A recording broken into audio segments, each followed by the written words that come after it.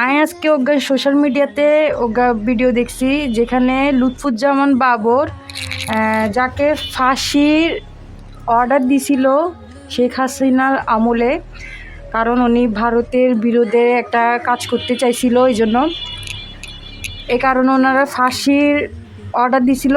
ওনার কিন্তু ফাঁসি হয়ে যাওয়ার কথা, কিন্তু দেখেন আল্লাহ ওনাকে কতটা ভালোবাসে, কতটা ওনার প্রতি খুশি, যার কারণে ওনাকে ফাঁসির মঞ্চ থেকে এমপি বানাই দিছে।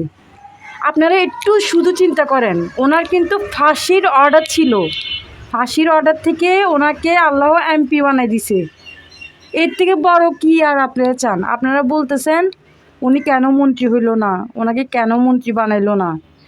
আপনারা এত বেশি খুঁজিয়েন না, আল্লাহ যা দেয় ওটার প্রতি সন্তুষ্ট হন। বাবর উনি নিজে সন্তুষ্ট হয়েছে, বলছে আল্লাহ আমাকে যে এখানে নিয়ে আসছে, এমপি বানাই দিছে, এটাই তো আমার কাছে অনেক, আমার আর কি দরকার।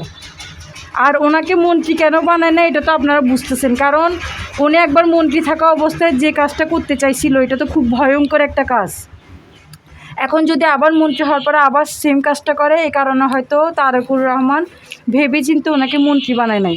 কিন্তু আল্লাহ যে ওনাকে সন্তুষ্ট হয়ে, ওনার প্রতি খুশি হয়ে ওনাকে যে এমপি বানাইছে, ওনাকে যে ফাঁসির মঞ্চ থেকে যে বের করে আনছে, এটার প্রতি আপনারা খুশি হন ভাই।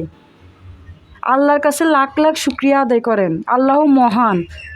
আল্লাহর কাছে আমরা যদি প্রত্যেকজন গুনাহ করেও মাপ চাই, আল্লাহ আমাদেরকে ঠিকই গুনাহ করে মাপ করে দিবে।